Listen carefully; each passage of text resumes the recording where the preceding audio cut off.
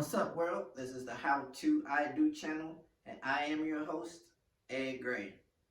In tonight's episode, we're going to do something a little bit different. We're going to do something that kind of celebrates this Christmas season and this Thanksgiving season by introducing a newfound friend, Miss Hanna Schock. Now, Hanna and her husband, Bill, have been married for quite some time, and she's going to give us a little insight into the success and how to achieve the success that they've had. Among those things are having other married couple friends. She even discusses finances. She discusses tragedy. She even discusses how during this pandemic she unfortunately lost her father-in-law. But even in that, it brought the family and the marriage closer. So, without further ado, I introduce to you Miss Hanna Schock. Let's receive her. And, first of all, just tell everybody your name and a little bit about yourself. And my name is Hanna Schock. I'm here in Hoover, Alabama, where we live. We're at Aldrich Gardens. We live very close. I'm an Alabama native. Grew up mostly in North Alabama, but went to school at Birmingham Southern and ended up coming back here. So I've lived in Birmingham more than half my life. Married to Bill, the love of my life and my best friend. We have two kids. They're now 21 and 24, and they are very close to us in spirit. But Juliana, the 24-year-old, lives in Cleveland, where she teaches 4th grade in urban Cleveland, and Josiah, our son, works at Publix. He's 21, and he lives nearby with my mother-in-law. And I care for my mother-in-law. I'm trained as a school psychologist, but I'm not doing that work traditionally. I care for my mother-in-law. I did care for my father-in-law too until he died of COVID back in August. And I also write children's curriculum for the church, and I spend my time doing that primarily. good deal. And so tell me a little bit about how you and Bill got started. We met when I was working in the preschool between college, in the summer between college, and it was his church. It was not my church. And a mutual friend came to visit my friend who they were dating at the time, and he knew Bill, went to visit Bill. Bill came back to the church with him, and we met there, went out to eat, the four of us, just to get to know each other. And then when that friend came back in town, the next, about a month later, I guess, we went out, double dated. And then Bill's 2 years younger than me. We went off to college our separate ways, me here in Birmingham, Bill down in South Alabama. And I saw him again briefly the summer after I graduated. He went back to school. I joined that particular church that he was a member of, and in fact his mother was the hostess for the young adult group. So I saw Bill off and on during the 2 years he was finishing college, and I fell in love pretty quickly during that time. His was a very slow evolution to love. He fought it every step of the way. We joke about that. We were best friends. When he did graduate, we spent lots and lots of time together. And there were even times when I wanted the relationship to be more, and he was quick to say no. That happened at least in two very difficult conversations. He was afraid that it would destroy our relationship, which meant a lot to him. As friends? Yes. Okay. So, meanwhile, I'm teaching school, and he is working in the NASA program, but not as a NASA employee. And I'm ready to go on to graduate school in psychology, and I decide to move and he decides to follow when the space shuttle blows up because his work has become pretty meaningless at that point. And we started dating during my last year in North Alabama. And that was, again, very reluctant for him. I think his fear of losing me, particularly as I talked about leaving the area, was allowing him to risk more. And so once he kind of acknowledged his love for me and that he wasn't really willing to risk me, I think things moved very rapidly for him. And for me, it was a very slow, requiring lots of patience. I talked to my friends a lot about him, but they got tired of hearing him. I had friends who say, you need to give up on this guy. But Bill was so kind. There was never a good reason to not be with him. I tried. There were times when I said, I don't need to spend any more time with you. I'm getting my heart broken. And then he would push back on that. So it took really 5 years for our relationship to solidify. And part of that time he was in school, and we would just communicate or see each other with this group of young adult friends. Interestingly, once we got together, those friends coupled up, and 5 of those couples are still married. We vacation together. We have for 31 or 32 years now.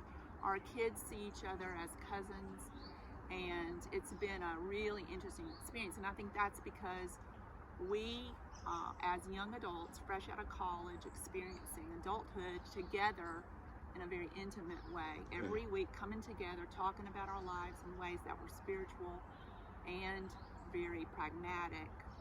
I think we all just kind of allowed ourselves to fall in love. And Bill and I were the first to do that. Okay. And then it just happened really quickly for lots of others.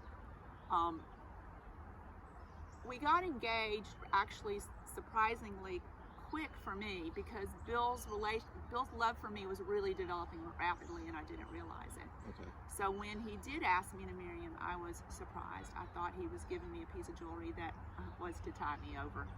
Yeah. Like a promise ring or something. Right. Now, we were planning to move. We were about to move to Birmingham together, live separately. We were good Christians, and we were going to do it right. But I knew I wanted to marry him. I knew I'd been in love with him for years. There was no doubt in my mind. But I also knew that he was very reluctant. He wanted to get married at 30. And he, at this point, is 23, 24. So it's just happening a lot earlier than he wanted it to. Right. He wanted to do lots of fun trips, and he knew that would limit him, marriage, and I naively thought it wouldn't, but of course it did. Let's see. We got engaged in June, this would have been in 1987, and planned a pretty quick wedding in December, knowing that we were moving here, and we got engaged right before we moved here. Mm-hmm. I had a new job, he had a new job, and on my birthday, August 10th of 87, my family, my mother and 3 sisters came to visit me, and we spent the day together. And on the way home that night, my mother and 2 sisters were killed in a car accident. Oh no. So our marriage began with a tragedy. Not our relationship, but our marriage. Right. And it was very poignant, of course, and difficult, of course, especially since we were in the midst of planning a wedding, living in a place different from where the wedding was. The wedding was a big wedding. Right. My mother-in-law, in many ways, became the mother of both the bride and the groom. Right. At that point, because my mother had been killed. My one sister that survived was in really bad shape, so she couldn't help at all. So suddenly, Margaret, my mother-in-law, who I was very close to, remember I said she was the hostess of this young adult group, she became kind of the heroine of that time, not only in supporting me, but also in just delegating responsibilities for that wedding, Right. because the grief for all of us, but me in particular, was debilitating. Meanwhile, I had this new job. Bill had this incredibly stressful job, and we were doing our best to survive. I have very little memory of those 4 months, because it was 4 months from the wreck to the wedding, because I was under such stress, and that's a normal thing, of course. So we got to the wedding and had all this support and love, and I had a friend recently say, it was someone I hadn't talked to in a long time, it was my roommate at the time, and she said, your wedding was like no other wedding I've ever seen. It was just so obviously blessed by God. And I think people felt that. Now, I took a Valium, so I was doing pretty well. Sure. Bill was very emotional, but we dedicated the service to my mother and sisters. My 5 nieces and nephews, who were my sister's children, were not there. There was division there that made it very difficult. But we felt very supported and loved, and the people very much closed in around us and protected us. In fact, I remember my brother-in-law, he was the best man, and he kept anything inappropriate from happening, like with the car, you know how sometimes people put things on the car that aren't appropriate. Right. He absolutely would not allow that to happen, and I think that was a symbol of this protection, almost like a bubble around us at that time. So we came to Birmingham, still very much under stress, and Bill eventually changed jobs because it was too much for both of us. Yeah. I continued teaching and then pursued civil psychology. We found our church pretty quickly, and our church, First United Methodist here in Birmingham, has been crucial for us to have the foundation that we need to make our marriage a spiritual experience. More recently, very recently, the Enneagram has made our marriage much better in knowing what each of our numbers are and what that means, and it's also made us better parents, because we understand what our children's numbers are and how we have been able to be good parents and not so good parents because of who they are. But Bill and I have looked at marriage very much as a choice that we made early on, and every day we choose to support that choice. I have a little saying that says, choose your love, love your choice. And that has meant a lot to me, because it means that every decision that I make that involves him needs to be about holding our relationship as a holy thing that we've been blessed by. And I think he would say the same. Wow. We've always said the only way we would get a divorce is if early on one of us became significantly mentally ill, so that the other one, and I'm thinking like schizophrenia, where the other one was trapped. But of course that didn't happen. And that's been, we kind of agreed to that early on, which sounds like a terrible thing to agree to, but we have been through so much tragedy, and both of us kind of have this sense that what's the next thing that's going to happen. And of course with the pandemic now and the death of my father-in-law, we are very much still in that place right now. So it makes us cling to each other, but it also makes us have a very strong foundation about who we are and what our marriage means. And our family, the 4 of us, have a very strong relationship that kind of is the center. And our kids know they can rely on us for anything, but they also know that we expect them to be adults and to be self-sufficient, and they're learning how to do that.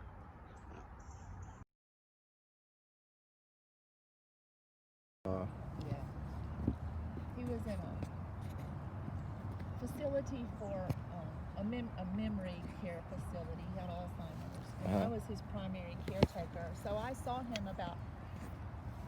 him Monday through Friday, and took him to a class designed for people with those diagnoses of dementia, not just Alzheimer's. Right. And, so in March, I take him out one last time and come back knowing that they're going to close down, and have to say goodbye to him at the door, which I'd never really done. I'd always walked in with him, kind of helped him transition. Right. And I said to him, there's this sickness going around, and we're not going to be able to see you for a few weeks. And the people here are going to keep you safe. Because that's what we all thought, Right. of course, a few weeks. But of course, it was much longer. I talked to him a few times. His children and my mother-in-law would call him once a day for a while, a long while, and that kind of slacked off. And then when COVID came into the building, they wouldn't let them out of the room unless they insisted, and then it was just to walk around, and I'm sure Dick was one of the people, but he didn't have access to the phone anymore. So for that last month, we couldn't talk to him on the phone. And then Bill had scheduled a Skype with him, and it was the day after he went into the hospital. He got the diagnosis on Sunday, went into the hospital on Tuesday, and then died the following Sunday morning. And he was incredibly healthy, other than his Alzheimer's diagnosis. All he had was blood pressure medicine. So it was, but the three of them, his kids, got to visit him the last moments of his life. I think he waited for them. They went in one at a time, suited up, and Joe, the youngest, went in last, had the phone, had his mother talk with Dick. Dick was not really responsive. His eyes were open some. And the moment he hung up the phone, Dick died. Hung up the phone with Margaret, Dick died. It was an incredible thing. Man. Yeah. Ooh. This one was still going. I didn't stop it because okay. I couldn't. It's like once you kept talking. Well, that's not about marriage, but it's about love, for sure. I'm gonna hold it just for my personal. Okay. Wow. Well, I'll tell you more. I don't know how you feel about this, but I'll tell you more. Sure. We're rolling, so go for it. Okay, so the night before Dick died, I was in Cleveland. That's where my daughter teaches. She does Teach for America. And I planned to go the day after he got put in the hospital. And we all agreed I should go on because Margaret was being taken care of by her children. And I didn't want Dick to die and Juliana, our 24-year-old, to be alone, way up in Cleveland. We didn't want her driving by herself back if he should die. So I went back. I went up there, and Saturday, it seemed that he was doing worse, and like maybe he was going to die. He actually, apparently this happens. When you get the drugs, the response is good at first, but his oxygenation needs started dwindling, and he started becoming sporadic. So I went to bed. We stayed up late talking, much later than we usually do, and I went to bed very much with Dick on my mind and my fears that he was going to die, of course. And I knew that the next morning, this gathering with the kids at the hospital, which was a miracle. I mean, we didn't really think that could happen. We knew that was going to happen if Dick was alive. And so I went to bed asleep that night, and I woke up at 2:30, wide awake, just knowing Dick was about to die. Yeah.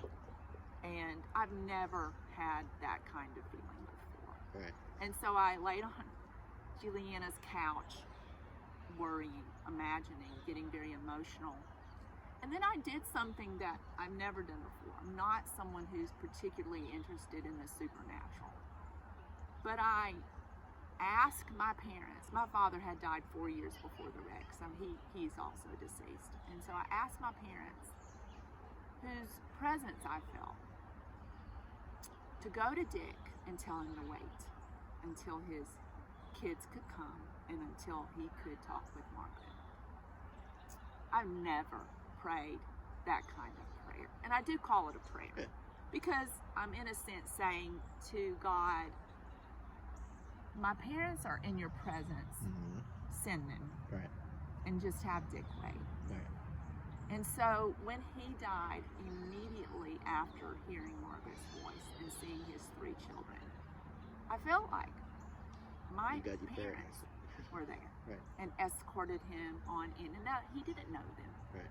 But I was able to say to them in that, late night imagining, I guess, that I said to them, I love him, you will love him. And in many ways, he was a kind of a parent to me because I had been without them for so long. Wow. Bless you. Let's take a moment. Sure. It's a story I've told many times, so I can tell it a little easier. Yeah, I see. You're pretty strong here. I'm like, whoa, take a moment. It's a powerful story. Yeah. So one of the questions that I had, you pretty much answered, and that question was, how much does your faith play into your marriage? And I think you've already answered that question. So I'll move on. It's raining a little bit, but I'm fine. Is your equipment okay? I'm not sure. You want to? I will do whatever you want to do. Sure. Let's do that, just so nothing gets shorted out. No.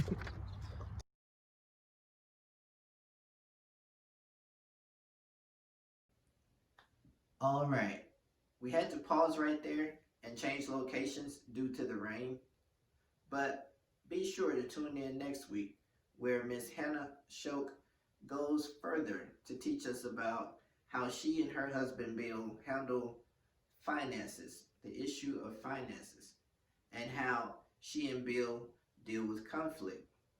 She also discusses how tragedy may be the key ingredient that holds their marriage together. It may be the very thing that you guys are looking for the tool of success for your marriage. It may not be tragedy, but it may be the principles that she teaches within the tragedy that may very well work for your marriage. We'll see you next time, next week, right here. Peace.